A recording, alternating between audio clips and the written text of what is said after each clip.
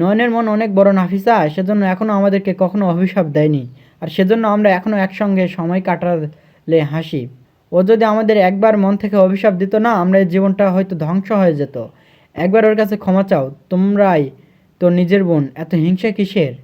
তুমি ওর থেকে ক্ষমা চাইলে ছোট হয়ে যাবে না? আমি পারবো না। ঝগড়া করার হলে সেটা আলাদা কথা, কিন্তু এই বিষয়ে ক্ষমা চাওয়ার জন্য আমি ওর মুখোমুখি হতে পারবো না। আমার অস্বস্তি হবে, আর আমি জানি নয়ন আমাকে খোঁচাবে। আর ওর বরটা তো আরও খারাপ, আমাকে চড় মারতে চেয়েছিল। তুমি কি চর খাওয়ার মতন কাজ করনি সেদিন? তোমার লজ্জা হওয়া উচিত ছিল হিমেলের সামনে যাওয়ার আগে। যাই হোক, আমি ক্ষমা চাইবো নয়নের কাছে ক্ষমা ভিক্ষে চাইবো। দরকার হলে ক্ষমা আমাকে চাইতেই হবে, তা না হলে মনের মাঝে যে অস্থিরতাটা কাজ করছে সেটা কমবে না। আমি মুক্তি চাই এই অপরাধবোধ থেকে। আর বিশ্বাস করো, আমি মন থেকে চাই যেন নয়ন খুব ভালো থাকে, আমাদের দুজনের থেকেও বেশি ভালো থাকে। আমি তোমাকে জোর করব না, তবে বলবো নিজেকে একবার নয়নের জায়গায় দাঁড় করিয়ে ভাবো। নাফিসা প্রশ্নাত্মক গলায় জিজ্ঞাসা করল। কি ভাববো? একবার শুধু ভেবে দেখো, যদি নয়নের জায়গায় তুমি থাকতে আর তোমার জায়গায় নয়ন থাকতো, তবে কি তুমি করতে? ধরে নাও আমি এখনোই তোমাকে ঠকিয়ে অন্য কারোর সাথে সম্পর্কে জড়ালাম, তুমি তো একদম যুদ্ধ বাঁধিয়ে ফেলবে। সেখানে নয়ন কিচ্ছু করেনি, ও মুখ ফুটে তোমাকে একটা গালিও অবধি দেয়নি। ভাবো তো, এত ভালো একটা মেয়ের সাথে আমরা ঠিক কতটা অন্যায় করেছি। জানি বুঝতে দেরি হয়ে গেছে, তবে উপলব্ধি তো করেছি এখন। তাই বলবো, ক্ষমা চেয়ে একটু সময় দাও নিজেকে, তবে ওর থেকে ক্ষমা চেয়ে নিও। নাফিসা কাচুমাচু করে বলল। খুব কি দরকার ক্ষমা চাওয়ার? না চাইলে হয় না? আমি তো তোমাকে জোর করছি না, তবে ক্ষমা চেয়ে নিও। নিজের মা বাবা ভাই ভাবি বোন সবার সাথে সম্পর্কটা ঠিক করে নিও নাফিসা। জীবন আর কয়দিনের? যে কটা দিন বেঁচে আছো সবাইকে নিয়েই না হয় বাঁচো। একা থাকার মাঝে কোনো আনন্দ নেই। দেখো, আমার ওই কেমন যেন দম বন্ধ হয়ে আসে এটা ভেবে যে পাশে আমার চাচার বাড়ি, অথচ আমি সেখানে যেতে পারি না। ছোটবেলা থেকে কত যাওয়া আসা করেছি, কিন্তু আমি এবারে যেতে পারলাম না। আমার চাচার সাথে দেখা হলে আমি চোখে চোখ রেখে কথা বলতে পারি না। আমার খুব খারাপ লাগে এই ব্যাপারটা নাফিসা। আমি আমার চাচাকে খুব ভালোবাসি, চাচাও আমাকে খুব ভালোবাসতো। তবে আমি এমন একটা অপরাধ করে ফেলেছি যে এখন সেই চাচার সাথে কথা বলতেও পারি না। নাফিসা কেন যেন নিজেও নেতিয়ে গেল। আজ অনেক দিন হলো নিজের বাবার সাথে কথা বলে না। আকবর সাহেবের সাথে ভুলক্রমে যদি দেখা হয়েও যায়, উনি তাকান না অবধি নাফিসার দিকে। নিজের পথ বদলে চলে যায়। এখন তো মারুফাও কথা বলে না। নাফিস আগে থেকেই কথা বলে না। কখনো মুখে বলেনি নয়নের সাথে করা অন্যায়ের জন্য নাফিসার প্রতি ঘৃণা জমেছে, কিন্তু তাও ওই ঘটনার পর থেকেই নাফিস আর ওর সাথে কথা বলে না। এখন তো সুপ্তিও আর কথা বলে না। বাকি রইল নয়নতারা। ও যে নাফিসের সাথে কথা বলবে, এটা নাফিসার আশা করাটাই অন্যায়। সবশেষে নাফিসার মনে হলো সত্যিও বড় অপরাধী। তবে এখনই নয়নতারার মুখোমুখি হয়ে ওর কাছে ক্ষমা চাইতে পারবে না, একটু সময় দরকার। সেই সাথে ওর বাবা মায়ের কাছেও ক্ষমা চাইতে হবে। তবে নাফিসা ভাবলেও ও কি পারবে? ক্ষমা চাওয়ার অভ্যাসটা ছোটবেলা থেকেই নাফিসার নেই। নিজের ভুল বুঝলেও ক্ষমা চাইতে পারে না। জানে না নাফিসা এবারেও পারবে কিনা, তবে চেষ্টা করবে। প্রায় 2 সপ্তাহ হতে চলল রুমানা বাপের বাড়িতে এসেছে। এখনও অবধি হাসানের একটা কলও আসেনি। দেখা করতে আসা দূরের কথা, রুমানা এবারে বেশ চিন্তায় পড়ে গেছে। হাসান কি এবারে তবে আসবে না রুমানাকে নিতে? এদিকে রুমানার এইভাবে হঠাৎ করে সংসার ছেড়ে চলে আসার ব্যাপারটা ওর বাড়ির লোকেদেরও খুব একটা পছন্দ হয়নি। বিশেষ করে ওর বাবার। মেয়েকেই বেশি দোষারোপ করছেন উনি। ওনার কথা, উনি মেয়েকে যেভাবে টাকা পয়সা দিয়ে যাচ্ছিলেন সেইভাবে দেবেন। তবে হুট করে সংসার ছেড়ে আসার সিদ্ধান্তটা কোনো বুদ্ধিমান সিদ্ধান্ত হতে পারে না। তিনি মেয়েকে এটাও বুঝিয়েছেন যেন খুব তাড়াতাড়ি হাসানের সাথে সবটা মিটমাট করে নিজের সংসারে আবার ফিরে যায়। তবে রুমানা তো একগুঁয়ে স্বভাবের। ও যখন ঠিক করেছে হাসানকে কল করবে না, তবে করবেই না। যদি হাসান কল করে তবে কথা বলবে। তবে নিজে আগে নিচু হয়ে কোনো দিন হাসানকে কল দেবে না। জানালার ধারে তখনও চুপচাপ দাঁড়িয়ে আছে রুমানা। হঠাৎ ফোনটা বেজে উঠল। বিছানার উপর থেকে ফোনটা হাতে নিয়ে দেখল হিমেলের নাম্বার থেকে কল এসেছে।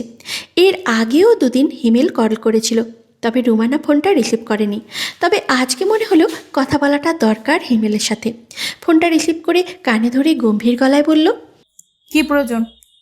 তোমার ভাইয়ের তো কোনো দরকার নেই আমার সাথে, তবে তোমার আবার কি দরকার? ফোনটা রিসিভ করার সাথে সাথে রুমানার এমন দিমাগি কথাবার্তা শুনে হিমেলের মেজাজটা গরম হলো। তবে তাও নিজেকে শান্ত রাখার চেষ্টা করলো। ও ঝামেলা বাড়াতে কল করেনি, ঝামেলা কমাতে কল করেছে, তাই ওকে শান্ত থাকতেই হবে। ভাবি, একটু স্বাভাবিক কণ্ঠে কথা বললে সুবিধা হয়। আমি আসলে ঝগড়া করার জন্য কল করিনি আপনাকে। তো কেন কল করেছো? কাটা ঘায়ে নুনের ছিটা দেওয়ার জন্য? নাকি ভাই আবার বিয়ে করে আনলো সেই খবর দিবে?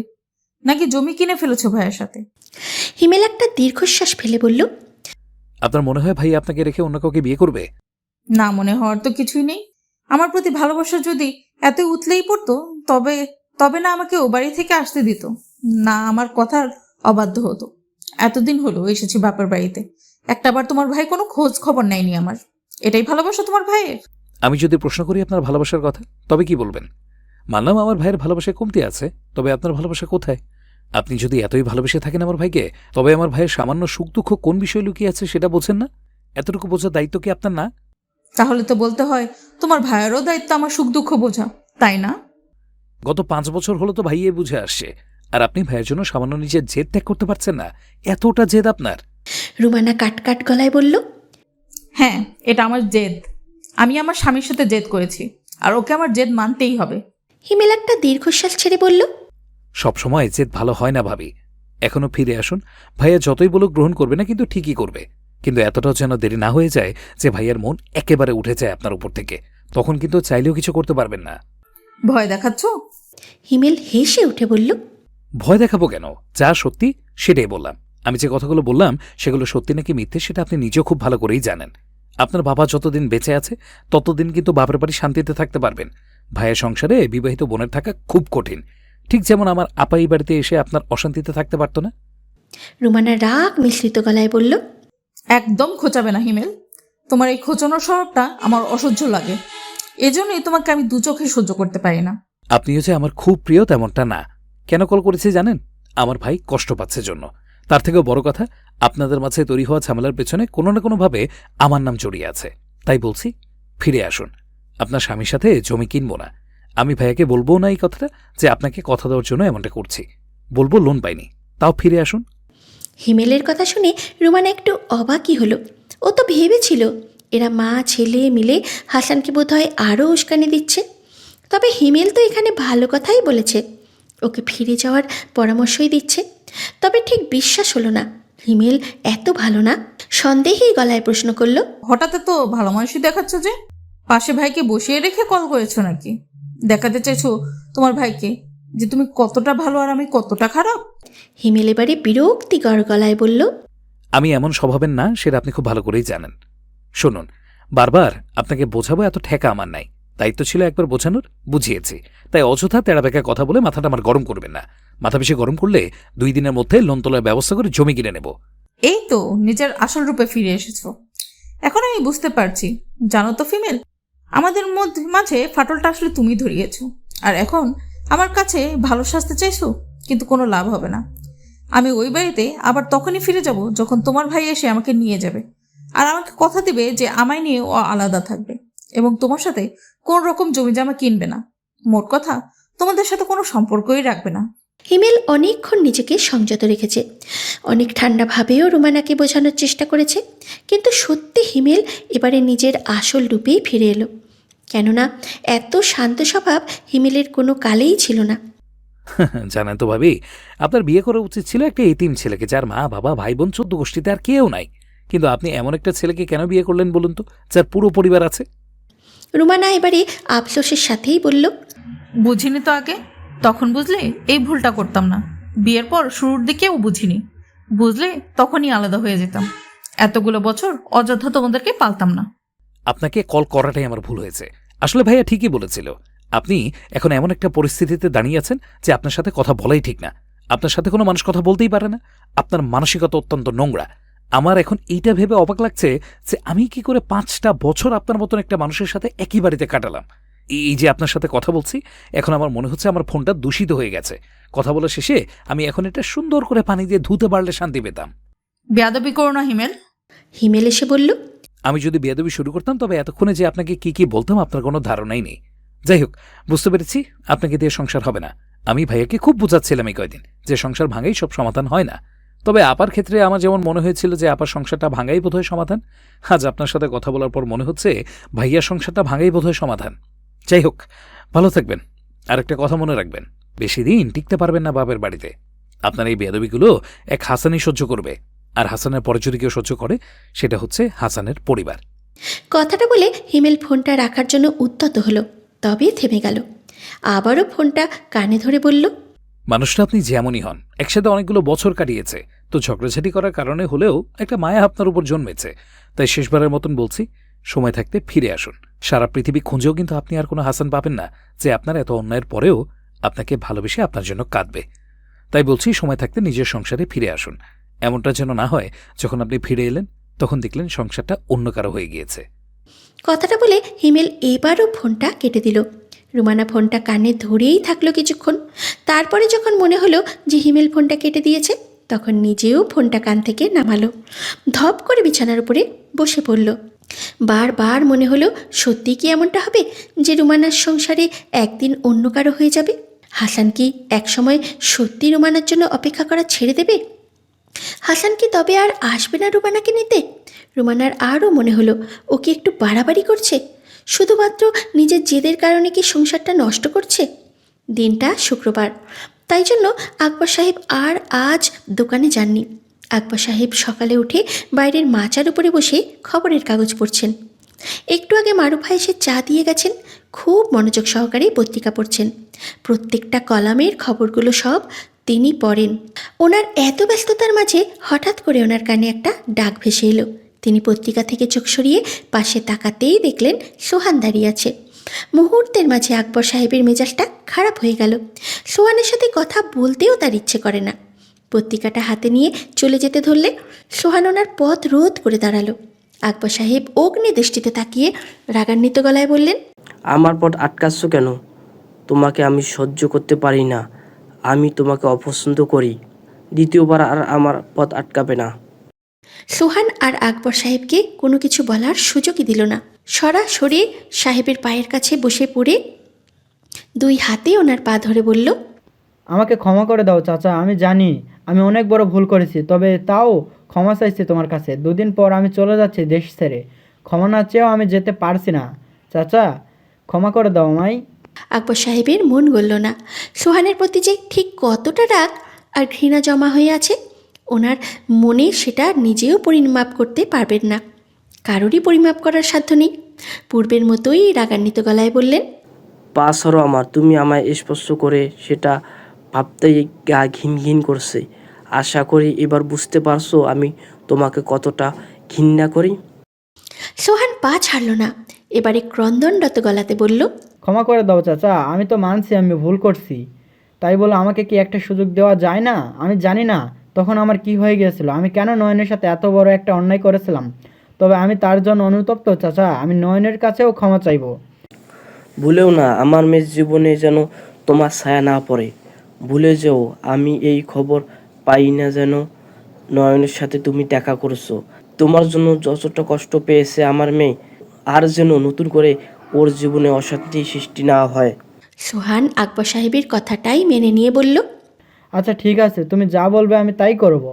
আমি নয়নের সাথে কখনো দেখা করব না, তবে বিশ্বাস করো কোনো অশান্তি তৈরির উদ্দেশ্য ছিল না আমার। আমি শুধু ওর কাছে ক্ষমা চাইতে যেতাম, তবে তুমি বললে সেটাও করব না। করার চেষ্টা করো না। আমার মেয়ে যদি তোমার জন্য আর কখনো চোখে জল ফেলে তবে আমি কি অবস্থা করব তোমার, সেটা তুমি ভাবতেও পারবে না। পা ছাড়ো আমার। সোহান নাছোড়বান্দা। আজ ভেবে এসেছে যে আকবর সাহেবের থেকে ক্ষমা না পেয়ে যাবে না। অসহায় গলায় বলল, না চাচা, তুমি আমাকে ক্ষমা না করা অবধি আমি যাব না এখান থেকে।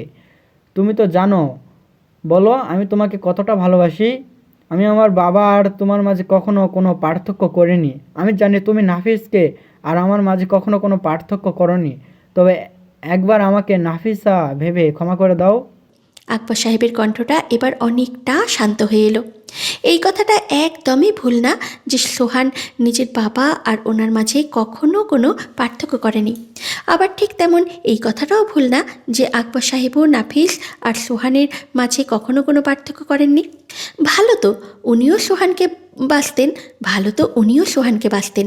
তবে সোহান ওদের আদরের মেয়েটাকে কষ্ট দিয়েছে, নয়নতারার সম্মানে আঘাত করেছে। কী করে ক্ষমা করতে পারেন উনি? ক্ষমা করব বলেই কি ক্ষমা করা যায়? আমার মনে যে কষ্ট দিয়েছো তুমি তা ক্ষমা কি করে পাবে? তোমার জন্য আমার চোখ দিয়ে যে জল পড়েছে তার ক্ষমা কি করে পাবে?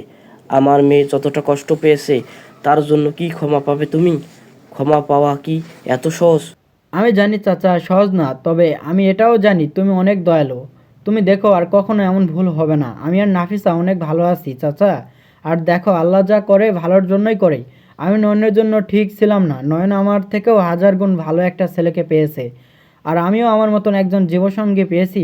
তুমি দেখো আমরা সবাই সবার জীবনে ভালো আছি। এখন আমার শুধু তোমাদের থেকে ক্ষমাটা দরকার। ক্ষমা করে দাও না চাচা। ওটো। আকবর সাহেবের কথাটা শুনে দাঁড়ালো সোহান। ওনার কণ্ঠটাও আগের তুলনায় অনেকটা নরম হয়ে এসেছে। সোহানের মনে হলো বোধহয় এবারে ক্ষমা করে দেবেন উনি। শেষমেশ সোহান ক্ষমা পাবে আকবরের সাহেবের কাছ থেকে। তুমি আমার সন্তান ছিলে, তোমার প্রতি রাগ অভিমান জমা হয়ে আছে। অভিশাপ দেয়নি তোমায়। আমি চাই না আমার সন্তানের জীবনে যতটা কষ্ট ছিল অন্যের সন্তানের জীবনে সেতটা কষ্ট আসুক। ভালো থাকো নাফিসাকে নিয়ে, সুখে থাকো। তবে ক্ষমা তোমাকে করতে পারলাম না। সোহান কাতর গলায় বলল, দয়া করো চাচা। আসে না তোমার প্রতি দয়া। নয়ন আমার কাছে আমার জীবন থেকেও প্রিয়। তবে তুমি যতটা কষ্ট দিয়েছো, যতটা অপমান করেছো তার ক্ষমা আমার কাছে পাবে না। আমার মেয়ের কষ্ট আমার হৃদয় কেটে গিয়েছে। কথাটা বলে আকবর সাহেব ভেতরে চলে গেলেন। সোহান অশ্রুসিক্ত নয়নে ওনার যাওয়ার পথে তাকিয়ে রইল। আজ যেন আরও গভীরভাবে উপলব্ধি করতে পারল নিজের অপরাধ। কে জানে নয়নতারার থেকে ক্ষমা পাবে কিনা। সময় তখন সন্ধে 7টা। নাফিসা ঘরে এসে দেখল সোহান কোথাও একটা যাওয়ার জন্য তৈরি হচ্ছে। প্রশ্নাত্মক গলায় জিজ্ঞাসা করল, কোথায় যাচ্ছ? সোহান বেশ স্বাভাবিক গলায় উত্তর দিল, কেন? বলেছিলাম তো তোমায়, ক্ষমা চাইতে যাচ্ছি। কোনো প্রয়োজন নেই তোমার ওখানে যাওয়ার।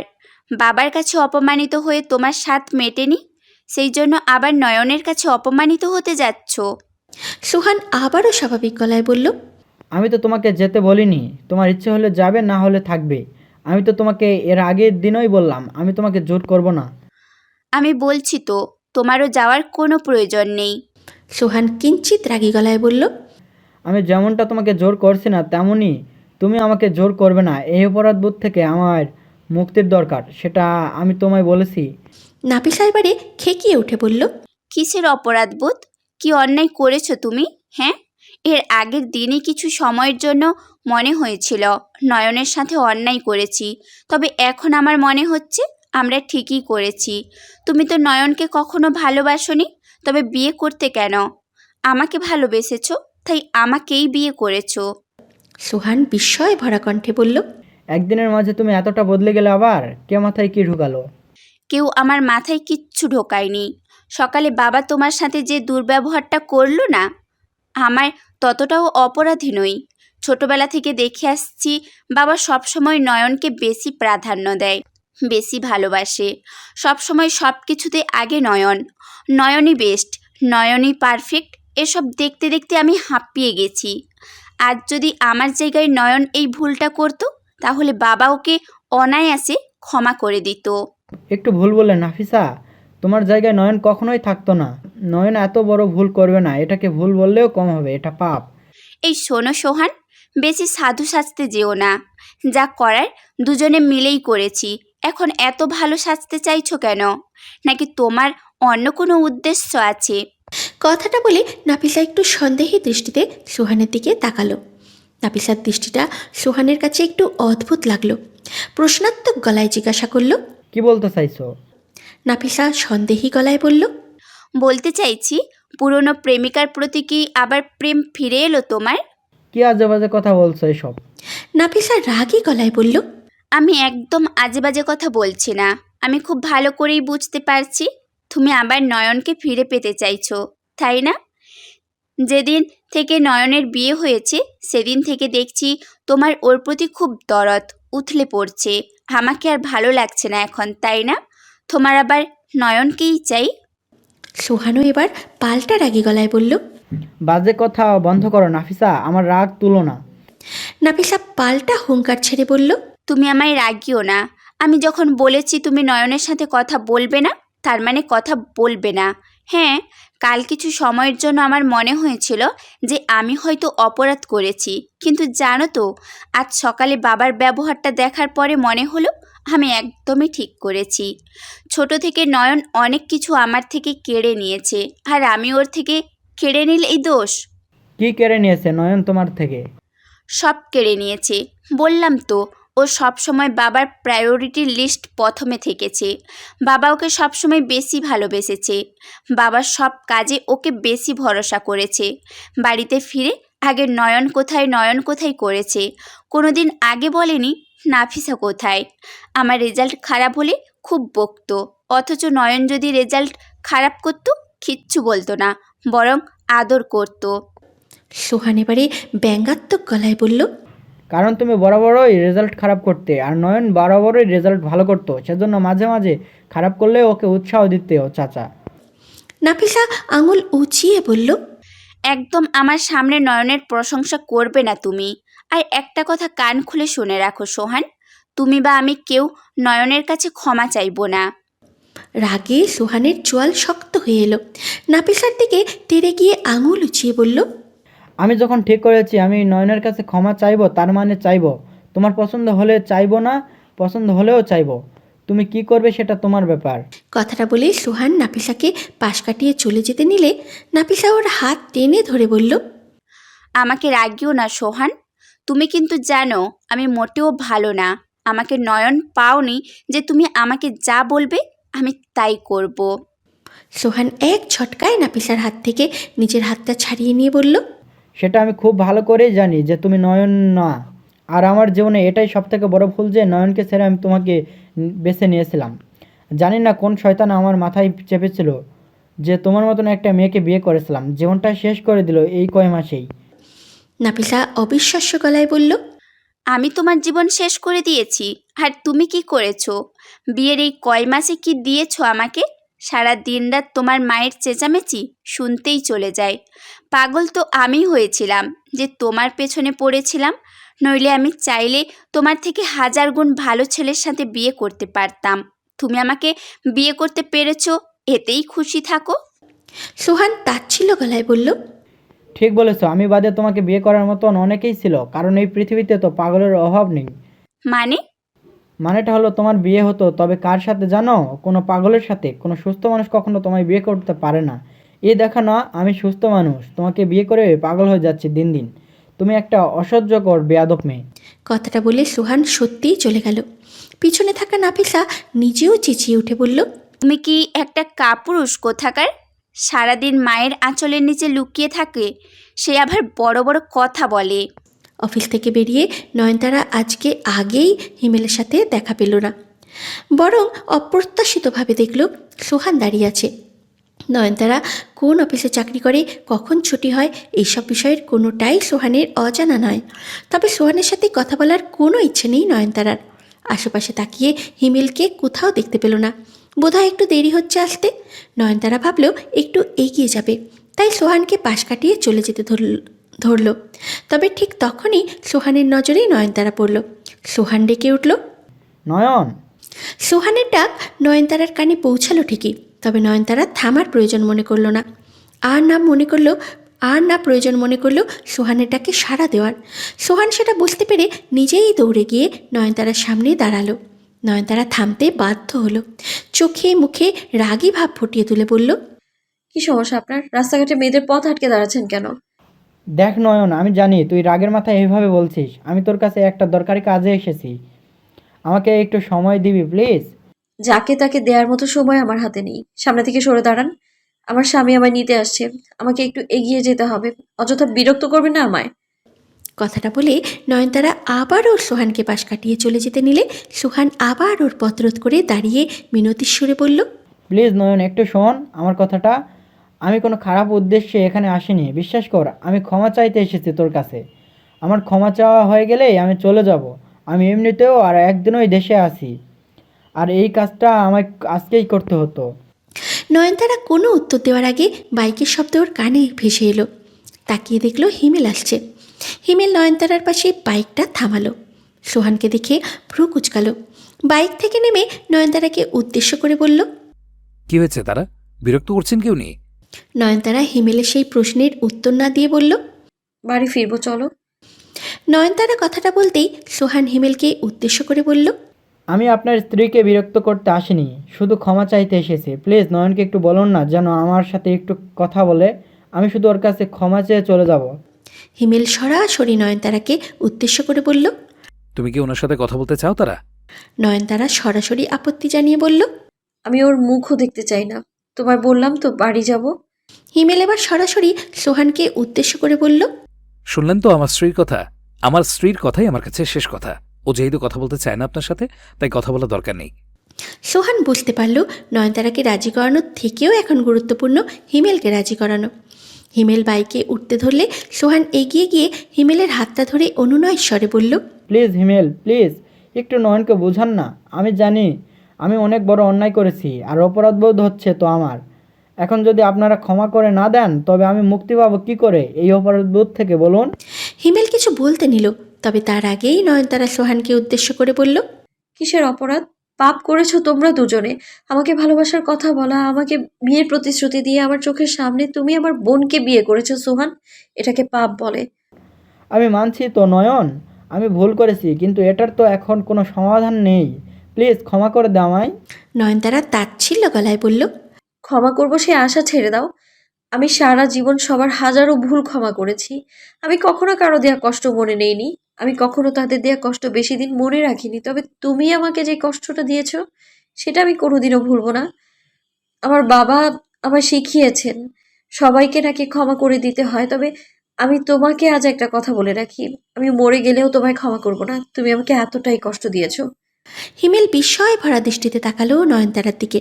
এ যেন এক অন্য নয়নতারার কথা শুনল হিমেল। হিমেল যে নয়নতারাকে চেনে সেই নয়নতারা তো কারো প্রতি এত কঠিন হতে পারে না। হিমেল তো নিজেও বুঝে গেছে এই কথাটা এতদিনে।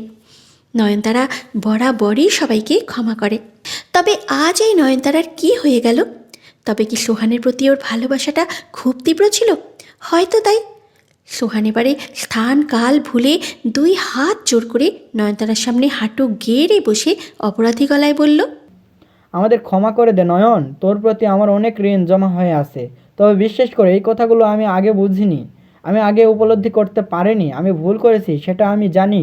অপরাধবোধ করার সময় তো কারোর মাথা ঠিক থাকে না, আমারও মাথা ঠিক ছিল না। সবাই তো দ্বিতীয় সুযোগ পায়, আমি কি পাবো না? নয়নতারা কাটকাট গলায় বলে দিল। আমার থেকে তুমি কোনো দ্বিতীয় সুযোগ পাবে না।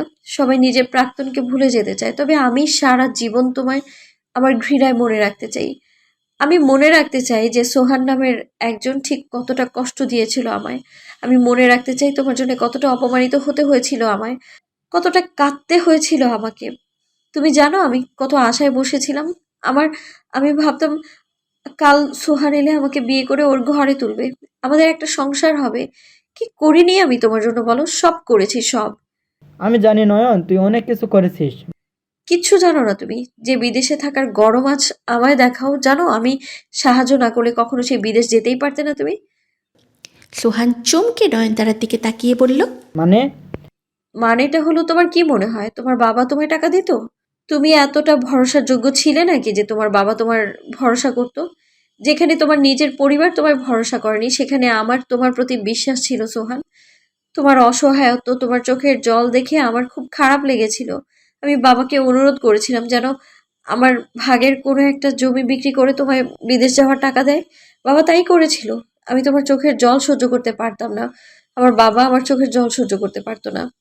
সোহান উঠে দাঁড়িয়ে বিস্ময় ভরা কণ্ঠে বলল। কিন্তু টাকাটা তো আমাকে বাবাই দিয়েছিল। হ্যাঁ, দিয়েছিল তো। কারণ আমি জানতাম আমার থেকে টাকাটা নিতে হয়তো তোমার আত্মসম্মানে লাগতো, হয়তো তোমার নিজেকে ছোট মনে হতো। তাই বাবা টাকাটা বড় আব্বুকে দিয়ে বলেছিল যেন আমাদের কথা না বলে। তুই আগে এই কথা জানাসনি কেন আমায়? কি হতো জানালে? কি করতে তুমি? বিদেশ যাওয়ার পর টানা 3 মাস যখন তোমার কোনো চাকরি ছিল না, আমি দেশ থেকে টাকা পাঠাইনি তোমায়। আমার বেতনের সমস্ত টাকা তোমায় পাঠাতাম আর আমি বাবার থেকে টাকা নিতাম। এতেও তুমি বোঝোনি আমি তোমার জন্য কি কি করতে পারি। তবে আজ আমার মনে হয় জানো, ভাগ্যিস তুমি আমায় ঠকিয়েছিলে, নয়তো হিমেলকে কি করে পেতাম আমি। কথাটা বলে নয়নতারা হিমেলের দিকে তাকিয়ে আলতো হেসে বলল, এই মানুষটাকে দেখো, সত্যিকারের ভালোবাসা কেমন হয় তুমি ওর কাছ থেকে জানতে পারবে। আমার বাবার পরে যদি কেউ নিঃস্বার্থভাবে আমায় ভালোবেসে থাকে, তবে সেটা শুধুমাত্র হিমেল। তোমার প্রতি যেমন আমার ঘৃণা জমে আছে, ঠিক তেমনি একদিক থেকে অনেক কৃতজ্ঞ আমি। ভাগ্যিস তুমি আমায় ঠকিয়েছিলে, না হলে তোমার মতন একটা ইতর আমার জীবনে স্বামী হিসেবে আসতো, আর হিমেলের মতো একজন মানুষকে আমি হারিয়ে ফেলতাম। সোহান কিছু বলে উঠতে ধরলে নয়নতারা ওকে থামিয়ে দিয়ে বলল, আমার কথা এখনো শেষ হয়নি। মনে আছে সোহান, আমাদের সম্পর্কেও থাকাকালীন তুমি মাঝে মাঝে কথায় কথায় আমায় খোঁচা দিতে। তুমি আমাকে সবসময় বোঝাতে চেষ্টা করতে যে আমি তোমার অযোগ্য। তুমি দয়া করে আমায় ভালোবাসো। তবে জানো তো, হিমেল আমায় বুঝিয়েছে যে আমি কতটা সুন্দর। হিমেল আমাকে নিজেকে ভালোবাসতে শিখিয়েছে। হিমেল সব সময় আমায় নিয়ে গর্ব করে। আমাকে কেউ কিছু বলে তার উত্তর আগে দেয় হিমেল। হিমেল আমার সাথে থাকলে আমার কোনো কিছু নিয়ে ভাবতে হয় না। এবার বুঝলে তো ভালোবাসলে কিভাবে ভালোবাসতে হয়। সোহান মাথা নামিয়ে বলল, বুঝতে পেরেছি নয়ন, আমি জানি তোর প্রতি আমার ভালোবাসা অনেক কমতি ছিল। নয়নতারা আবারও সোহানকে থামিয়ে দিয়ে বলল, ভুল বললে। আমাকে তুমি কখনো ভালোই বাসোনি। তোমার কি মনে হয় তুমি নাফিসাকে ভালোবেসেছো? না, তোমার মতো পুরুষ কাউকে ভালোবাসতে জানে না। তোমরা সারা জীবন শুধু কিসে তোমাদের লাভ হবে সেসবের পেছনে পড়ে থাকো। তোমরা সবসময় খোঁজো কার কাছে গেলে কি পাবে। আমার কাছে আগে টাকা পাচ্ছিলে, পরে তুমি নিজেও যখন উপার্জন শুরু করলে, তখন আর তোমার টাকার দরকার নেই। তখন তোমার দরকার পড়েছিল সৌন্দর্যের, তাই নাফিসার পেছনে ছুটলে। 2 দিন পর অন্য কিছুর প্রয়োজন হলে তখন আবার অন্য মেয়ের পেছনে ছুটবে। এক কথায় বলতে গেলে তুমি একটা চরিত্রহীন লম্পট। সোহান আবারও হাত জোর করে অপরাধী গলায় ক্ষমা চেয়ে বলল, তুই আমাকে যা বলবি আমি সব মেনে নেব, তবে তাও ক্ষমা করে দে। আমি আর নাফিসা দুজনেই অপরাধ বোধে ভুগছি। ক্ষমা করে দে প্লিজ নয়ন। তুই যদি অভিশাপ দিস আমরা দুজন সুখী হতে পারবো না। তোমার কি মনে হয় আল্লাহ কিছু দেখে না? যার শাস্তি দেয়ার তিনি এমনিতেই শাস্তি দিয়ে দেবেন। আমাকে কিছু বলতে হবে না। আর বাকি রইল দুইজনের অপরাধ বোধের কথা তো। কই তোমার বউ নাফিসা কই? ওকে তো দেখতে পাচ্ছি না। শোনো, নাফিসাকে আমাকে চেনাতে এসো না। তোমার থেকেও খুব বেশি ভালো করে চিনি ওকে আমি। ও ভাঙবে তবু মচকাবে না। সোহান তো নিজেও জানে যে নাফিসা অপরাধ বোধে ভুগছে না, তারপরেও নয়নতারাকে মিথ্যে বলল। না না, সত্যি বলছি নাফিসা অপরাধ বোধে ভুগছে। আমরা দুজনেই নিজেদের ভুলটা বুঝতে পেরেছি। তবে আসেনি কেন ও? ওর অস্বস্তি হতো তোর সামনে দাঁড়াতে। নয়নতারা ব্যঙ্গাত্মক গলায় বলল, ও আচ্ছা, বড় বোনের হবু বরকে বিয়ে করতে অস্বস্তি হলো না, আর এখন নিজের অপরাধ স্বীকার করতে অস্বস্তি হচ্ছে? হিমেল শুধু হা করে নয়নতারার মুখের দিকে তাকিয়ে আছে। এই কোন নয়নতারাকে দেখছে হিমেল, যার প্রত্যেকটা কথায় প্রকাশ পাচ্ছে মনের কষ্ট? দৃষ্টিতে কি ঘৃণা সোহানের প্রতি, দৃষ্টিতে কি ঘৃণা সোহানের প্রতি? আচ্ছা, এত বেশি ঘৃণা তো তার প্রতিই আসে যাকে খুব বেশি ভালোবাসা হয়। তার মানে নয়নতারা কি সত্যিই সোহানকে খুব বেশি ভালোবাসতো, হিমেলের থেকেও বেশি? এই ভাবনাগুলোই এখন হিমেলের মাথার মধ্যে ঘুরপাক খাচ্ছে। ওর ভাবনার মাঝেই সোহান আবারও হিমেলকে উদ্দেশ্য করে বলল, হিমেল আপনি প্লিজ বুঝান না নয়নকে। আমরা তো অপরাধী, কিন্তু নয়ন তো অনেক ভালো, ওকে একটু ক্ষমা করে দিতে বলুন না। আপনি তো আমাকে সংসারের গুরুত্ব বুঝিয়েছিলেন। আমার এখানে কিছু করার নেই সোহান। আমি বরাবরই তার সিদ্ধান্তকে সমর্থন জানিয়ে এসেছি। আর সত্যি বলতে আপনাদের অপরাধটা ক্ষমার অযোগ্যই। সোহান যেন শেষ আশাটাও হারিয়ে ফেলল। এবারে আর কি বলবে বুঝে উঠতে পারল না।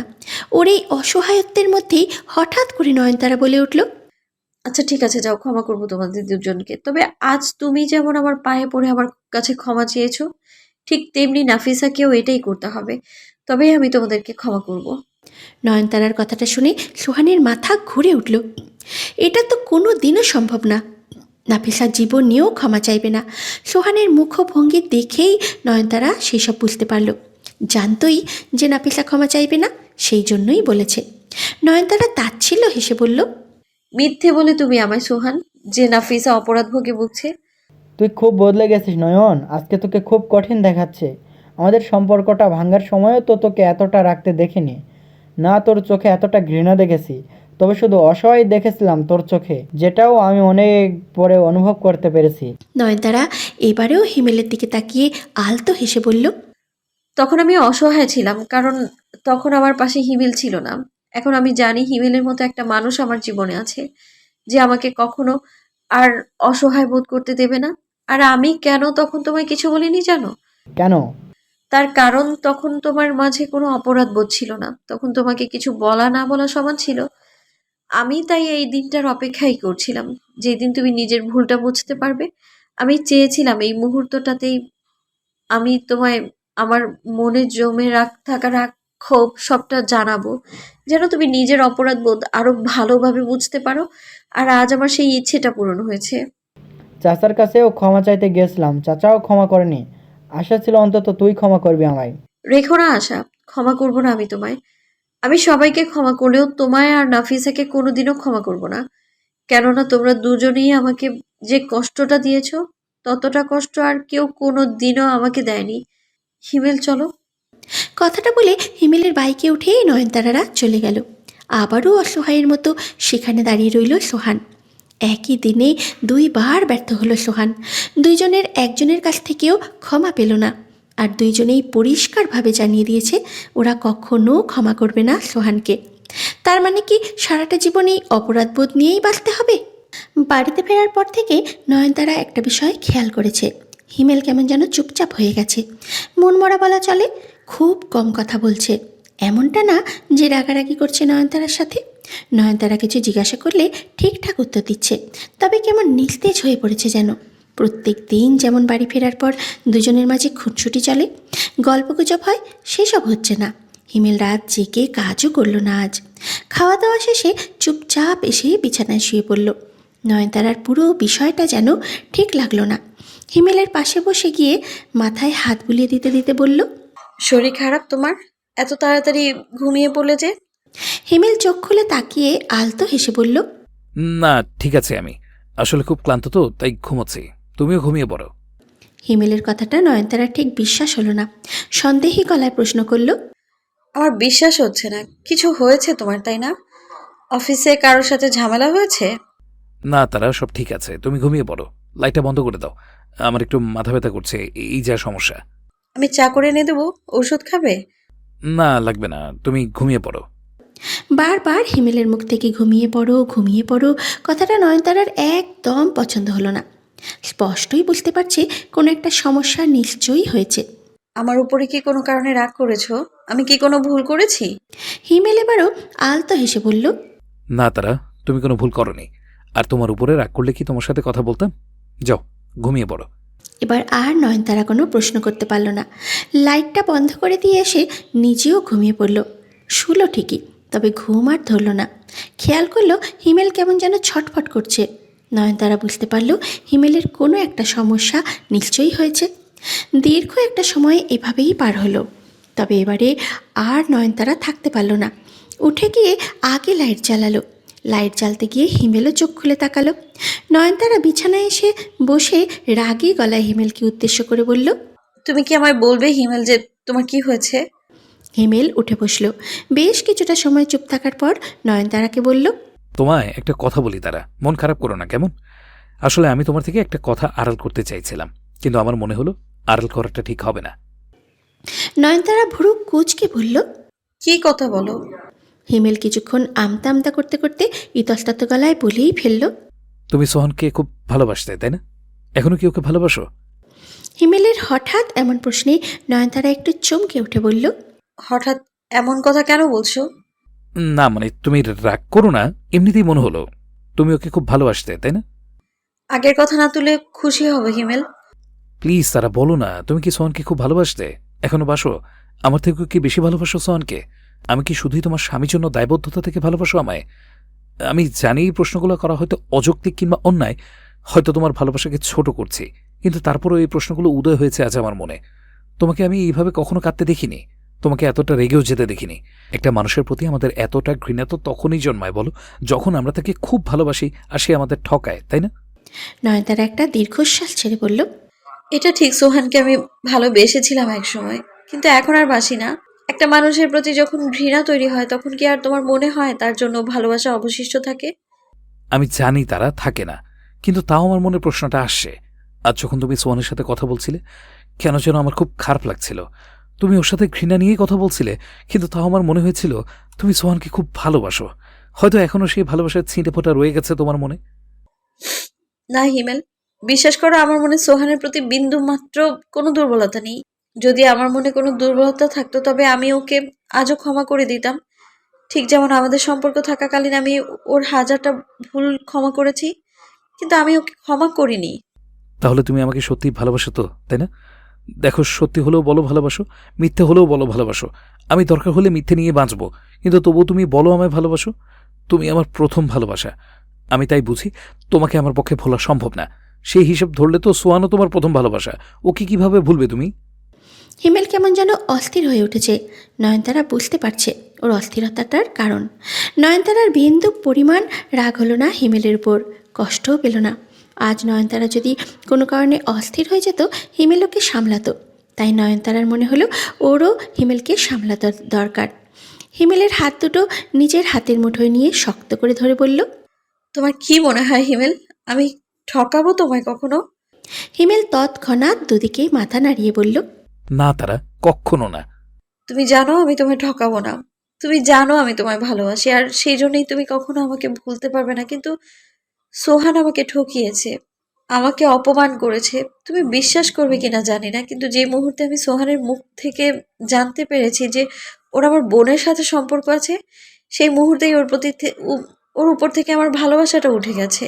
হিমেল সন্দেহী গলায় বলল, সত্যি তারা? হ্যাঁ হিমেল, এটা সত্যি। আজ আমি কেন কেঁদেছি জানো? কেন? আমি কেঁদেছি আমার সেই সময়কার অসহায়ত্বের কথা মনে করে, যখন আমার পাশে আমার বাবা ছাড়া আর কেউ ছিল না। আমি কেঁদেছি আমার অপমানগুলোর কথা ভেবে। আমি কেঁদেছি সোহানের আমাকে ছোট করে কথাগুলো মনে করে। এজন্যই কাঁদিনি হিমেল যে সোহানকে আমি একসময় ভালোবাসতাম আর আজ ওর বউ হতে পারিনি। তুমি খুশি তো আমার সাথে তারা? আমাকে তুমি সত্যি ভালোবাসো তো তারা? আমার মিথ্যে বলার কোনো প্রয়োজন নেই হিমেল। তুমি এমন একজন মানুষ যাকে যে কোনো নারী ভালোবাসবে। প্রত্যেকটা মেয়ে তোমার মতো একজন জীবনসঙ্গী চায়। আমি তো অসহায় ছিলাম হিমেল। আমি আমার ভবিষ্যতে কোনো ঠিক ঠিকানা পেতাম না। আমি আমার জীবনে বাঁচার কোনো কারণ খুঁজে পেতাম না। সবকিছু তুমি আমায় দিয়েছো। তোমার প্রতি আমি কৃতজ্ঞ হিমেল। তোমাকে না ভালোবেসে থাকা যায় বলো তো? হিমেল একটা স্বস্তির নিঃশ্বাস ফেলে জড়িয়ে ধরল নয়নতারাকে, যেন বুকের উপর থেকে অনেক বড় একটা পাথর নেমে গেল।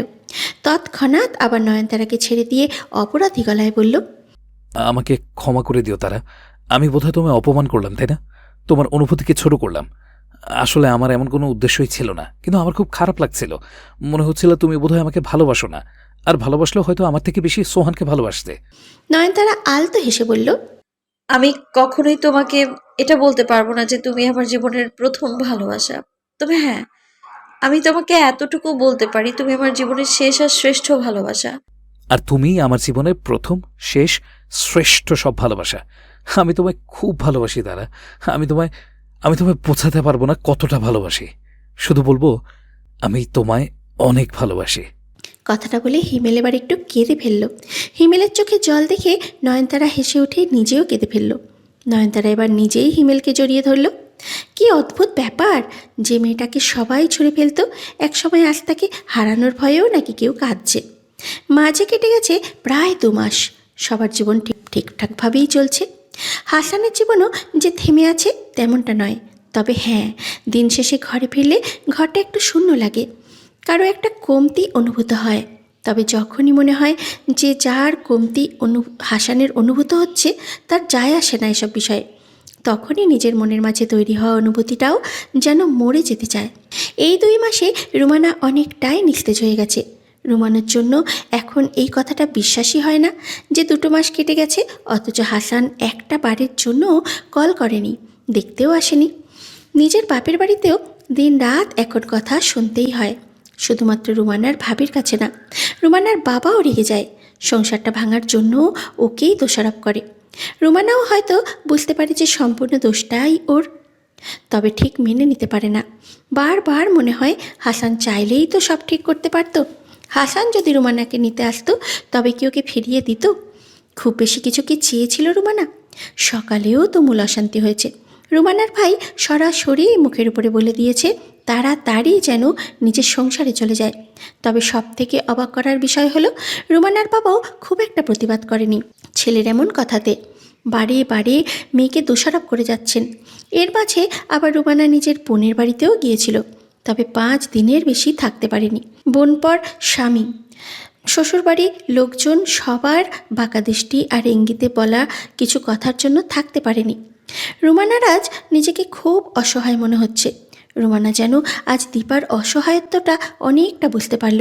দীপা বাপের বাড়িতে আসলে রুমানা এমন করত, সব সময় শুধু তাড়া দিত শ্বশুরবাড়ি চলে যাওয়ার জন্য। আর আজ রুমানা ঠিক সেই একই জায়গায় দাঁড়িয়ে আছে। আজ নিজের সব রাগ জেদ ভেঙে ফেলল। ভাবল আজ হাসানকে কল করবেই। অস্বস্তি হলো, সংকোচ হলো, তবে তাও ফোনটা হাতে নিয়ে হাসানের নাম্বারটা বের করলো। নিজেকে অনেক বুঝিয়ে অনেক কষ্টে হাসানের নাম্বারে কল করলো। প্রথমবার রিং হয়ে গেল, তবে হাসান কলটা রিসিভ করলো না। রুমানা বুঝতে পারল না যে খেয়াল করেনি নাকি ইচ্ছে করেই কলটা রিসিভ করলো না। তবে আগে তো এমনটা কখনো হয়নি। হাসান যতই কাজে ব্যস্ত থাকুক না কেন, রুমানের কল সব সময় রিসিভ করেছে সঠিক সময়ে। তবে বেশি ভাবল না রুমানা, এত কিছু ভাবতে গেলে আর কল করাই হবে না। আবারও কল করলো হাসানের নাম্বারে। এবারে কলটা রিসিভ করলো হাসান। কলটা রিসিভ হতে দেখে রুমানার ঠোঁটে এক চিলতে হাসি ফুটে উঠল। অপর পাশ থেকে হাসানের কণ্ঠস্বর ভেসে এলো না। রুমানা কিছুক্ষণ অপেক্ষা করলো, ভাবল হাসান হয়তো কিছু বলবে। তবে না, দীর্ঘ 1 মিনিট অতিবাহিত হয়ে গেল, তবে হাসান কিছু বলল না। অবশেষে রুমানাই একই কথা বলল। কেমন আছো হাসান? এবারে অপর পাশ থেকে হাসানের কণ্ঠস্বর ভেসে এলো। স্বাভাবিক গলাতেই বলল, ভালোই আছি, আশা করছি তুমিও ভালো আছো। হাসানের প্রশ্নটা শুনে কেন যেন রুমানের খুব কান্না পেল। রুমানের বলতে ইচ্ছা করলো যে রুমানা একটুও ভালো নেই। হাসান ওর যতটা যত্ন নিত এই বাড়িতে, ততটা যত্ন কেউ নেয় না। রুমানের মা থাকলে তবুও হয়তো যত্ন নিত, তবে নেই, কে যত্ন নেবে? সবাই তো দিনরাত কথা শোনাচ্ছে, যা মুখে আসছে তাই বলছে, খোঁচাচ্ছে, অপমান করছে, খোঁটা দিচ্ছে। তবে এখনই এত অভিযোগ করলো না হাসানের কাছে। খুব কষ্টে নিজের কান্না নিয়ন্ত্রণ করে বলল, আছি মোটামুটি, চলে যাচ্ছে দিনকাল। আর কিছু বলতে পারল না রুমানা। দুজনেই আবার কিছুক্ষণ চুপ থাকার পর অপর পাশ থেকে হাসান ব্যস্ততা দেখিয়ে বলল, আর কিছু বলার আছে কি? কাজ করছি আমি। এত ব্যস্ততা? তুমি না বলেছিলে তোমার কাছে সব থেকে দরকারি আমি? হাসান স্বাভাবিক গলাতে বলল, সেসব অতীত ছিল। আমি এখন আমার জীবনের কিছু নিয়ম বদলে ফেলেছি। যার কাছে আমার গুরুত্ব থাকবে, আমার কাছে তার গুরুত্বই থাকবে। যার কাছে আমার কোনো মূল্য নেই, আমার কাছে তার কোনো মূল্য নেই। রাখছি। হাসান কথাটা বলল ঠিকই, তবে ফোনটা কাটতে পারল না। কিন্তু রুমানা ভাবল হাসান বোধহয় ফোনটা কেটে দিয়েছে। ফোনটা কানে ধরেই কাঁদল। ফোনের অপর পাশে থাকা হাসানের কানে বেশ ভালোভাবেই পৌঁছালো রুমানার কান্নার কণ্ঠস্বর। হাসান অনেক করে নিজেকে বোঝালো জিজ্ঞেস করবে না রুমানাকে ওর কান্নার কারণ, কেটে দেবে কলটা। তবে পারল না। নিজের মনের সাথে অনেকক্ষণ যুদ্ধ চালালো, কিন্তু তারপরও পারল না। সেই নির্লজ্জ মন রুমানাকে জিজ্ঞেস করেই বসল। কাঁদছো কেন? হঠাৎ করে হাসানের কণ্ঠস্বর পেতেই রুমানা চমকে উঠল। তার মানে হাসান ফোনটা কাটেনি। রুমানার কান্না যেন এবারে দ্বিগুণ হারে বাড়ল। হাসান এখনও পিছুটান কাটিয়ে উঠতে পারেনি তাহলে। ক্রন্দনরত গলাতে হাসানকে উদ্দেশ্য করে বলল, আমাকে নিয়ে যাও হাসান, আমি এখানে একটুও ভালো নেই। এখানে সবাই আমাকে খুব অপমান করে। তুমি আমাকে যতটা ভালোবাসতে, যতটা যত্ন করতে, আর কেউ করে না। কারো কাছে আমার মূল্য নেই। আমি তোমার কাছে ফিরে যেতে চাই হাসান, আমাকে নিয়ে যাও। রুমানাকে এইভাবে কাঁদতে দেখে হাসানের খুব কষ্ট হলো। ইচ্ছা করলো দৌড়ে ছুটে গিয়ে রুমানাকে নিয়ে আসতে, একটু জড়িয়ে ধরতে ইচ্ছা করলো। তবে হাসান এমনটা করবে না, কেননা জানে রুমানাকে প্রশ্রয় দিলে কিছুদিন পর রুমানা আবারও একই ভুল করবে। হাসান আবারও বেশ স্বাভাবিক গলায় বলল, আমি তো তোমাকে চলে যেতে বলিনি, আমার তোমাকে আনতেও যাওয়ার কথা ছিল না। রুমানা তাড়াহুড়ো করে বলল, আমি চলে আসছি। প্রয়োজন নেই, আমি তোমাকে বলেছিলাম বাড়ি ছেড়ে চলে যাওয়ার। প্রয়োজন নেই, আমি তোমাকে বলেছিলাম বাড়ি ছেড়ে আসার সময় যে তুমি যদি আজ চলে যাও, তোমাকে আবার গ্রহণ করবো কিনা ফেরার পর সেটা আমার সিদ্ধান্ত হবে। রুমানা বিস্ময় ভরা কণ্ঠে বলল, তুমি আমাকে গ্রহণ করবে? না, আজ আমি তোমাকে ভালোবেসে গ্রহণ করব। 2 দিন পর তুমি আবার আমাকে ছেড়ে চলে যাবে, কেননা তোমার কাছে আমার থেকে বেশি গুরুত্বপূর্ণ সম্পত্তি আর টাকার। তুমি আমায় ভালোবাসো না রুমানা, আর যে আমাকে ভালোবাসে না তাকে নিজের জীবনে রাখার কোনো মানে হয় কি? রুমানা ডুকরে কেঁদে উঠে বলল, এমন করে বলো না হাসান, আমি থাকতে পারবো না এখানে সারা জীবন। এরা তো আমাকে 2 মাসই রাখছে না। আমি খুব ভালো করে বুঝতে পেরেছি তোমার কাছে ছাড়া কারো কাছে আমার কদর নেই। আমার কি কষ্ট হয়নি 2 মাসে তোমাকে ছাড়া? হাসান তাচ্ছিল্য গলায় বলল, তোমার কষ্ট হয়েছে? কথাটা শুনতে হাস্যকর লাগছে। তোমার এতটাই কষ্ট হয়েছে যে তুমি কোনো প্রকার যোগাযোগ করলে না, আর আজ তোমার দেওয়ালে ফিট ঠেকে গেছে, সেই জন্য আমার কথা মনে পড়েছে। হ্যাঁ, ঠিক বলেছো। আমার দেয়ালে পিঠ ঠেকে গেছে, আর সেজন্যই আমি নিজের ভুলটা বুঝতে পেরেছি। মানুষ মাত্রই তো ভুল হয় বলো। আমি ভুল করেছি, তার জন্য তো ক্ষমা চাইছি। সব ভুলের ক্ষমা হয় না রোমানা। আমাদের সম্পর্কে যে বিশ্বাস ভরসা ছিল সেটা নষ্ট হয়ে গেছে। তোমার প্রতি আমার যে ভালোবাসাটা ছিল সেটাও নষ্ট হয়ে গেছে। এই সংসার আর জোড়া লাগবে না। বাদকতার সংসারটা করাটা সম্ভব না আমার পক্ষে। নিজেকে সামলাও, রাখছি। কথাটা বলে এবার হাসান সত্যিই ফোনটা রেখে দিল। রুমানার নিজেকে এতটা অসহায় কখনো লাগেনি। আজ বুঝতে পারছেন রুমানা ঠিক কত বড় অন্যায় করেছে। তবে রুমানা হাসানকে হারাতে পারবে না। হাসান যে রুমানার জীবনের সব থেকে বড় প্রাপ্তি। যে মানুষটা নিঃস্বার্থভাবে রুমানাকে এতটা ভালোবেসে গেছে, রুমানা পাষাণের মতো সেই মানুষটার ভালোবাসাকে খুব সস্তা ভেবে নিয়েছিল। আর সেই জন্যই এতটা কষ্ট হচ্ছে আজ নিজের। চোখের জল মুছে এবারে হিমেলকে কল করলো। হিমেল একেবারেই কলটা রিসিভ করলো। হিমেল একবারেই কলটা রিসিভ করলো, সালাম দিয়ে বলল, হঠাৎ আমাকে মনে পড়লো কেন এতদিন পর ভাবি? রুমানা এবারও ক্রন্দনত গলায় বলল, আমি ফিরে যেতে চাই হিমেল, আমার সংসারে। কিন্তু হাসান বলছে ও নাকি আমাকে আর গ্রহণ করবে না। প্লিজ তুমি বোঝাও না ওকে। ভাইয়া নিজ মুখে বলেছে আপনাকে এই কথাটা? কখন কথা হয়েছে? তোমার সাথে কথা বলার আগে তোমার ভাইয়াকে ফোন করেছিলাম। ও আমাকে মুখের উপর বলে দিল আমায় আর গ্রহণ করবে না। তুমি প্লিজ কিছু করো হিমেল। রুমানাকে এইভাবে কাঁদতে দেখে হিমেলের একটু খারাপ লাগলো। মুখ ফিরিয়ে নিতে পারল না। ওকে আশ্বস্ত করে বলল, আচ্ছা ঠিক আছে, কাঁদবেন না, আমি কথা বলে দেখছি ভাইয়ের সাথে। রুমানা একটু অবাকই হলো হিমেলের কথা শুনে। ও ভেবেছিল যে হিমেল সাহায্য করবে, তবে তার সাথে আগে অবশ্যই কথা শোনাবে, খোঁচাবে তো অবশ্যই। তবে তেমন কিছুই হলো না। একেবারে রাজি হয়ে গেল হিমেল। রুমানা বিস্ময় ভরা কণ্ঠে হিমেলকে বলল, প্রতিশোধ নেবে না হিমেল? তোমাদেরকে যে অপমান করেছিলাম তার প্রতিশোধ নেবে না? আমি অন্তত ভেবেছিলাম তুমি নেবে। তুমি তো আমাকে খোঁচানোর একটা সুযোগও ছাড়ো না। ফোনের অপর পাশ থেকে হিমেল আলতো হেসে বলল, আপনাকে আমি সহ্য করতে পারি না ঠিকই, তবে সেটা আপনার খোঁচানোর স্বভাবের জন্যই, আর সেই জন্য মাঝে মাঝে আমিও আপনাকে খোঁচাই। তবে আজ আপনার এই বিপদের দিনে যদি আমিও আপনাকে আবার খোঁচাই, তবে পার্থক্যটা কি থাকলো? আপনি ভরসা করে সাহায্য চাইতে এসেছেন যখন আমার কাছে, নিরাশ করব না। আমার পক্ষে যতটুকু সম্ভব সাহায্য করার চেষ্টা করব। তোমাদের তো কম অপমান করিনি, বিশেষ করে তোমাকে। একটুও কি ক্ষোভ জমা নেই আমার জন্য মনে? ক্ষোভ না ভাবি, আফসোস জমা আছে। যাই হোক, আপনি আমার পরিবারের মাঝে এত ঝগড়া ঝামেলা আমার ভালো লাগে না। তবে আফসোস একটাই, আপনি কখনো আমাদেরকে নিজের পরিবার ভাবতে পারলেন না। যাই হোক, আপনার উপর অযথা জোর চালিয়ে লাভ নেই। আমি ভাইয়ের সাথে কথা বলে দেখব, তবে রাজি করাতে পারবো কিনা সেই বিষয়ে কথা দিতে পারছি না।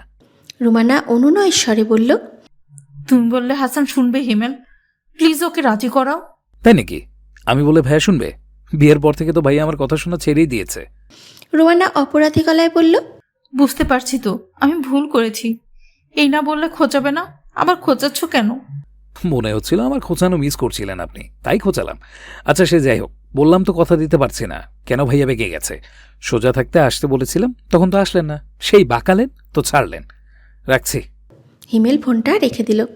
রুমানার কেন জানি এবার আরও বেশি কান্না পাচ্ছে।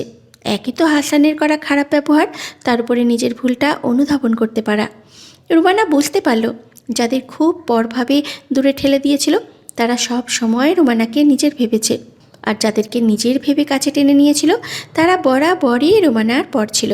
তবে আপনার পরের সমীকরণটা মেলাতেই রুমানার অনেকটা সময় লেগেছে, বোধহয় দেরি করে ফেলল। দিনটা শুক্রবার। রান্নাবান্না শেষ করে নয়নতারা গেল গোসল করতে। একটু পরে হিমেল আর হাসান মসজিদ থেকে ফিরলেই খেতে দিতে হবে। গোসল থেকে বের হয়ে গামছাটা বারান্দায় গ্রিলের সাথে মেলে দিয়ে নয়নতারা আয়নার সামনে এলোমেলো চুলগুলো আঁচড়ানোর জন্য দাঁড়ালো। ততক্ষণে হিমেলও চলে এলো। হিমেল এসে সোজা বিছানার উপরে বসলো। আয়নার সামনে দাঁড়ালে বিছানাটা বেশ ভালোভাবে দেখা যায়। ফলস্বরূপ আয়নার ভেতরে নয়নতারা কেউ দেখতে পেল। কি সুন্দর লাগছে মানুষটাকে দেখতে। ধপধপে সাদা পাঞ্জাবি, মাথায় সাদা টুপি, ধপধপে ফর্সা করে, গালে খোঁচা খোঁচা দাড়ি। নয়নতারার সব থেকে পছন্দ হিমেলের হাসিটা। এত মিষ্টি করে হাসে মানুষটা, যা দেখে বারবার নয়নতারা হিমেলের প্রেমে পড়ে যায়। নয়নতারা আয়নার মধ্যেই হিমেলের দিকে হা করে তাকিয়ে আছে। সেটা হিমেলের আর বুঝতে বাকি রইল না। ভ্রু উচালো। নয়নতারার ধ্যান ভাঙল। একটু বোধহয় লজ্জাও পেল। মাথাটা নামিয়ে নিল। আমাকে খুব সুন্দর লাগছে দেখতে, তাই না তারা? সেজন্যই তুমি আমার দিকে তাকিয়েছিলে ওভাবে। নয়নতারা মিনমিনে গলায় বলল। তুমি তো সুন্দরী, সব সময়ই সুন্দর লাগে। হিমেল আহ্লাদি গলায় বলল। তোমার মুখ থেকে শোনার পর আজ মনে হলো যে না, সত্যি আমি সুন্দর। এতদিনে সবাই মিথ্যে মিথ্যে প্রশংসা করেনি, তবে তুমি আমার থেকে অনেক বেশি সুন্দর। হিমেলের কথায় নয়নতারা বিরোধিতা জানিয়ে বলল। মোটেও না, আমি জানি আমি অসুন্দর, মিথ্যে বলো না। তুমি জানো না আমি মিথ্যা বলি না? আমি জানি তুমি মিথ্যে বলো না, কিন্তু তারপরও আমি এটাও জানি যে আমি সুন্দর না। হিমেল এবার নয়নতারাকে নিজের কাছে ডাকলো। এদিকে এসো। নয়নতারা এগিয়ে গিয়ে হিমেলের পাশে বসল। হিমেল নয়নতারার কাঁধে মাথাটা এলিয়ে দিয়ে বলল। আমি না সত্যি জানি না তারা বাকিরা তোমায় কেন সুন্দর বলে না। তারা কি বুঝতে পারে না আমার তারা চোখ দুটোই তাদেরকে হারানোর জন্য যথেষ্ট? তবে বিশ্বাস করো, আমার দৃষ্টিতে তোমাকে কখনোই কুৎসিত মনে হয়নি। সেই প্রথম দিন থেকেই আমি তোমার মাঝে এমন অনেক কারণ খুঁজে পেয়েছি যার জন্য তোমাকে ভালো লাগা যায়। বিশ্বাস করো, যদি তুমি একবার আমার চোখ দিয়ে নিজেকে দেখতে পারতে তবে বুঝতে তুমি কতটা সুন্দর। আচ্ছা, মেনে নিলাম। তবে জানো তো হিমেল, তুমি যতটা সুন্দর সেই হিসেবে তোমার ঠোঁট দুটো অত সুন্দর না। তোমার ঠোঁট দুটো গোলাপি হওয়ার কথা ছিল, তবে সেগুলো একটু কালচে। এর কারণটা কি? মুহূর্তের মাঝে হিমেলের হাসি হাসি মুখটা কেমন যেন চুপসে গেল, ঘাবড়ে গেল বলা যায়। একটা শুষ্ক ঠোক গিলে আমতা আমতা করে বলল। হ্যাঁ, আসলে আমারও মনে হয় আমার ঠোঁট দুটো আর একটু সুন্দর হওয়া উচিত ছিল, তবে আসলে হয়নি। সেটাই তো বলছি, কেন এমন হলো? তুমি তো নিজের প্রতি অযত্ন করার মানুষ না। হিমেল মাথার টুপিটা পাশে খুলে রাখলো। বুঝতে পারলো এখন নয়নতারার টুকটাক কিছু মিথ্যে বলা লাগতে পারে, তাই টুপিটা পরে মিথ্যে বলতে সায় দিল না মন। এদিকে হিমেলের থেকে কোনো জবাব না পেয়ে নয়নতারা আবার জিজ্ঞাসা করল। কি হলো বলো? হিমেল আবার আমতা আমতা করে বলল। অনেকগুলো বছর তুমি আমার ঠোঁটে চুমু খাওনি তো, সেজন্য তোমার অভাবে ঠোঁটটা কালচে হয়ে গেছে। নয়নতারা মৃদু বিরক্তিকর গলায় বলল। এটা কোনো কারণ হলো? মজা করছো তুমি আমার সাথে? হিমেল দাঁত বের করে হেসে বলল। না না, মজা করবো কেন? যদিও বউয়ের সাথে মজা করা যায় আছে, তবে আমি এখন মজা করার মতন মন মানসিকতায় নেই। নয়নতারা সন্দেহী গলায় বলল। কিছু লুকাচ্ছ তুমি আমার কাছ থেকে? এমন ঘাবড়ে আছো কেন? ঘামছো যেন একটু, কি হয়েছে বলো আমায়। হিমেল বুঝতে পারল এবারে যদি মিথ্যে না বলে তবে নয়নতারার কাছে ধরা পড়বে। অনেকক্ষণ নিজেকে মনে মনে বোঝালো যে নয়নতারাকে আজ মিথ্যে বলতেই হবে, সত্যিটা লুকাতে হবে নয়নতারার কাছ থেকে। কেননা নয়নতারা সিগারেট একদমই পছন্দ করে না। আর যদি আজ হঠাৎ করে জেনে যায় যে হিমেলের সিগারেট খাওয়ার অভ্যাসটা আছে, তবে যেমন রাগ করতে পারে ঠিক তেমনি কষ্টও পেতে পারে। হয়তো ভাববে হিমেল এতদিন মিথ্যে বলেছে, ঠকিয়েছে। তবে নিজেকে এত করে বোঝানোর পরেও কেন যেন মিথ্যে বলতে পারল না। নয়নতারার পায়ের সামনে দুই হাঁটু গেড়ে বসে নয়নতারার হাত দুটো হাতের মুঠোয় নিয়ে অপরাধী গলায় বলল। আমায় ক্ষমা করে দিও তারা। সত্যি বলছি, আমি তোমাকে মিথ্যা বলতে চাইনি, তোমাকে কষ্ট দিতেও চাইনি। তবে আমি জানি তোমার এই অভ্যাসটা পছন্দ না, সেই জন্যই বলিনি। তার মধ্যে সেদিন বাবাও একই কথা বলেছিল, তারপর আরও ভয় পেয়ে গিয়েছিলাম। নয়নতারা যদিও বুঝতে পারল হিমেল কিসের কথা বলছে, তবে এমন একটা ভাব করল যে ও কিছুই বোঝেনি। কেননা হিমেল এখনও পুরোপুরি কথাটা স্বীকার করেনি। অবুঝের ন্যায় প্রশ্ন করল। কিসের কথা বলছো? হিমেল আবারও অপরাধী গলায় বলল। তুমি রাগ করো না তারা, আমি ছেড়ে দেবো সিগারেট খাওয়া, কথা দিচ্ছি। আজ থেকে একটু একটু করে কমাতে কমাতে একেবারে কমিয়ে ফেলবো। আমি আর খাবো না। তোমার পছন্দ না এমন কোনো কাজ আমি করব না। তবে তাও তুমি রাগ করো না, আর এতদিন লুকিয়েছি সেজন্য কষ্ট পেও না, কেমন? হিমেলের স্বীকারোক্তি শুনে নয়নতারা এবারে আলতো হাসল। নয়নতারাকে হাসতে দেখে হিমেল একটু ভরকালো। ভেবেছিল এখন নয়নতারা রেগে যাবে কিংবা কষ্ট পাবে, তবে এখানে তো উল্টোটা হয়ে গেল। নয়নতারা হাসছে। প্রশ্নাত্মক গলায় জিজ্ঞাসা করল। হাসছো কেন? বেশি কষ্ট পেয়েছো কি? নয়নতারা দুই দিকে মাথা নাড়িয়ে বলল। মোটেই না। কিন্তু আমার যে মনে হচ্ছে তুমি কষ্ট পেয়েছো। আমি তোমায় মিথ্যে বলতে চাইনি কখনো। আসলে ভয় পেয়ে গিয়েছিলাম, ভেবেছিলাম যদি তুমি রেগে যাও। আর আমার তো এইটা ছাড়তে অনেক কষ্ট হবে। অনেক দিন থেকে চেষ্টা করছি সিগারেট ছাড়ার, তবে ছাড়তে পারছি না। ভেবেছিলাম তুমি জানলে হয়তো সংসারে একটা অশান্তি তৈরি হবে, ওটা আমার ভালো লাগবে না। তুমি তো আমায় মিথ্যে বলনি, আর আমি তো জানতাম এই কথাটা। হিমেল বিস্ময় ভরা কণ্ঠে বলল। তুমি জানতে মানে? নয়নতারা আলতো হেসে বলল। সংসারে একে অপরের থেকে কোনো কথা লুকানো খুব কঠিন হিমেল। বলনি কেন আমায়? আমি চেয়েছিলাম তুমি নিজে আমায় এই কথাটা জানাও। তার মানে তো আমি দিনের পর দিন তোমায় মিথ্যে বলেছি, তোমায় অনেক কষ্ট দিয়েছি। নয়নতারা দুই দিকে মাথা নাড়িয়ে বলল।